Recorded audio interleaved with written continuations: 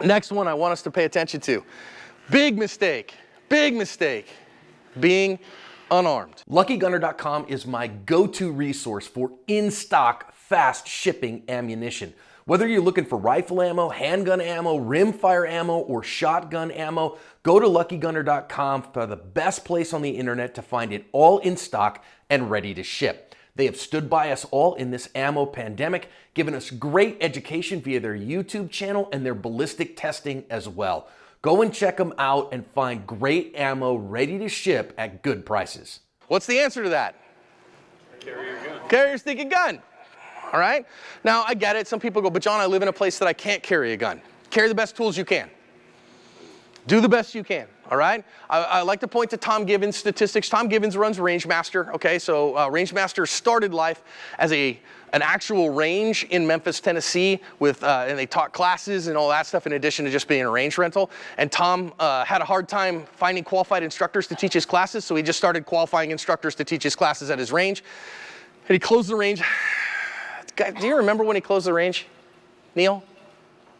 I don't remember either. I think it was like 2014 or something that he closed the range, and he now just travels and teaches and basically certifies instructors all over the country. His students, between his instructor cadre and his students from the Rangemaster days, have been in 67 confirmed gunfights. They are 64, 0, and 3. Wow. Of all the students that he has ever taught, 64 victories, 0 losses, and 3 forfeits. And those 3 are people who got killed by armed robbers because they didn't have their gun. In all 3 cases, in their particular case, all 3 compliant. All 3 giving the perp what he wanted, killed him anyway. Everybody who was armed has won their gunfight. Now, I think that's a pretty remarkable thing, and on my channel, about 1/3 of all the videos on my channel are negative outcomes. Bad stuff happens to good people. You can't win every fight. Sometimes the good people lose. But that's a pretty telling statistic. Can you get in a gunfight if you don't have a gun? You may not. You can get in a knifing. You can get in a shooting, but you cannot get in a gunfight. Now, of course, there are times and places, and I'm never going to tell somebody to carry a gun against the law. Certainly not in a public venue.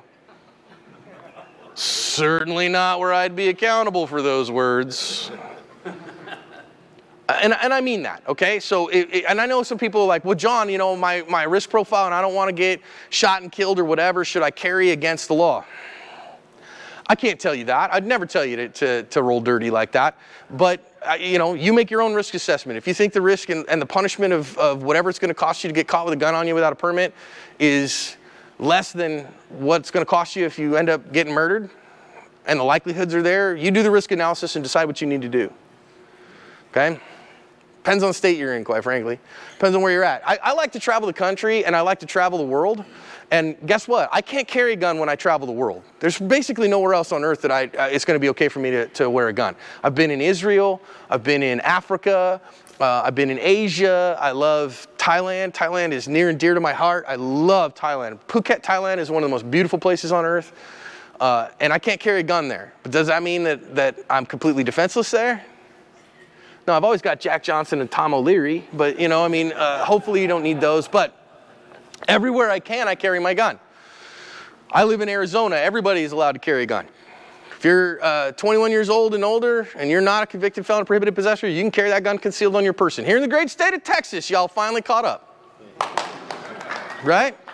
Don't be proud of yourselves. You were like number 25. Indiana was 25. Yeah. Indiana was, okay, so Texas was like 24 or something. Everybody like, oh, Texas has the best gun laws in the nation. Bah! Yeah. Finally catching up. But anyways, congratulations on that. You know, you don't need a government permission slip to carry a concealed firearm, but your permit might still be a good thing. But regardless of that, carry your gun, if you possibly can. I know people are like, well, I only carry my gun if I'm going someplace where I think I might need it. Here's a clue. If you're going someplace, you're like, I might get in a gunfight. Don't go. You're like, would I have to go? Really? Do you? Take like a platoon of cops with you. I'm not joking, right? So this is like saying, well, I only put my seatbelt on if I think I might get in a car wreck. So the problem with that is by the time you see the car wreck come, it's too late to put your seatbelt on. You're not going to have the time to do it. So you got to have it with you in that moment, all right? You got to have it with you and on you. The gun you leave in the car will not help you in your gunfight.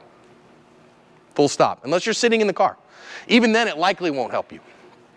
The gun, oh, am I going to say this? The gun that you're carrying in your bag is almost certainly inaccessible to you in real gunfights. That's just the reality of things. In fact, I can think of one time on the channel I've seen somebody retrieve a firearm from a bag, like a purse or a backpack or something, and use it in a gunfight. But I've seen probably 6 or 7 that got that gun taken away from them. It's my least recommended way to carry a firearm. Are you saying carry purses are not essential? I would never recommend somebody carrying a purse. If at all possible, especially now. Guys, with the Filster Enigma, like you don't even need to be wearing pants to carry a gun now. It's amazing. It's the best thing that happened in the pandemic is they came up with how do I carry in sweatpants, and the Filster Enigma is it. And suits and all those things. So I wouldn't recommend purse carry. I mean, somebody says, well, John, if I'm either going to carry it in my purse or I'm going to not carry. I mean, okay.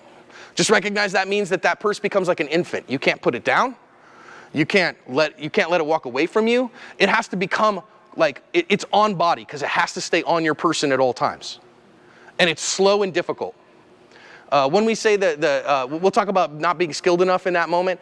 The national standard of concealed carry is from the stimulus, from the beep, being able to draw the firearm and get an accurate shot on a zone size target in under 2 seconds, 2.0. Doing that from an off-body carry location is highly difficult, highly difficult. From an on-body position, relatively easy. So that's what we recommend there, okay? So make sure that you're carrying your gun.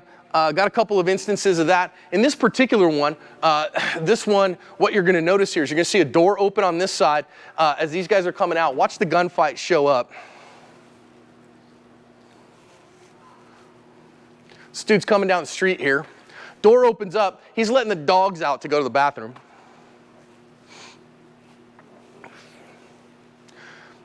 Chilling. Oh, hey, what's going on there?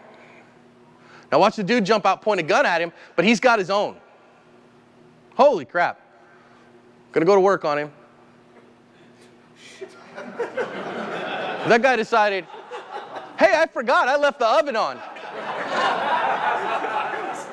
have a car. Right? Hey, free car.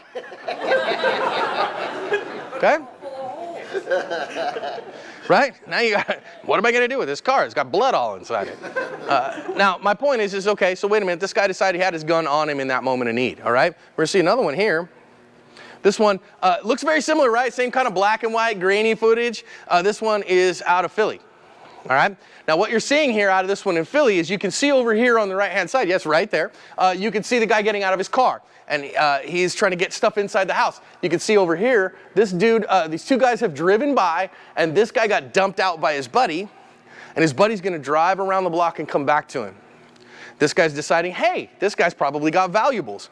Now, this guy in Philly, in Pennsylvania, he could get a permit and carry a gun, but he's chosen not to. So now this guy shows up pointing a gun at him, and the guy's just like, dude, whatever you want. Except for, you know what he wants? He wants him to let him in the house where his wife and his children are.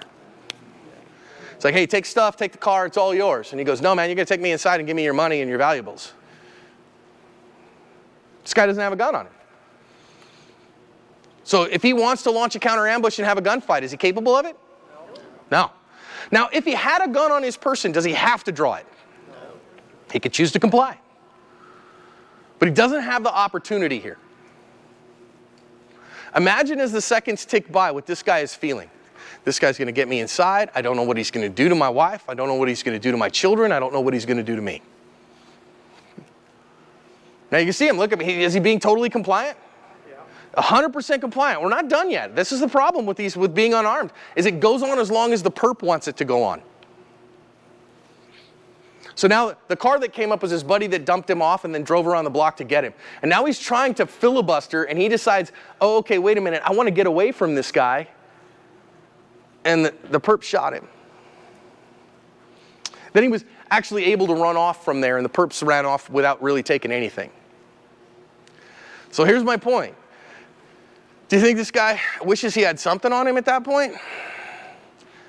I will tell you this. I don't mind losing, personally, I don't mind losing a gunfight. Okay, well I do, but I train pretty hard to be pretty good with a gun. But if I lose honestly and earnestly, then I'll stand before Jesus and be like, well, Lord, I tried. At least I want that guy to go, God, that guy was hard to kill. I do not want to go and meet the Lord, and Jesus looks at me and goes, where was your gun, dummy? But Lord, you said you would protect me, and I gave you a gun to do it. Sorry, Lord, my bad. I was wrong. Please forgive me. I don't want to be that guy, right? Carry your gun if at all possible.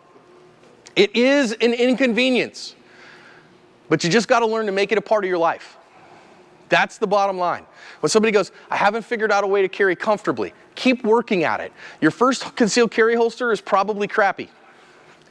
You're probably going to have to continue to tweak. You're probably going to have to spend a little more money on a good holster, on a good belt, on a good carry setup. I'm telling you, especially ladies, but dudes too, if you're having a hard time figuring this out, I don't make a penny on this, okay? But consider a Filster Enigma.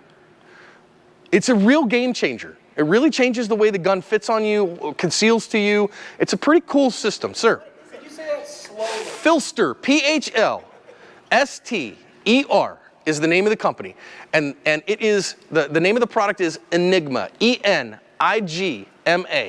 Like an enigma, a mystery. Is it a gun or a holster? It is a holster chassis system that basically it divorces the gun from your clothes completely. So it's basically like a front plate that matches to its own belt system that has a fast release system. It's really cool.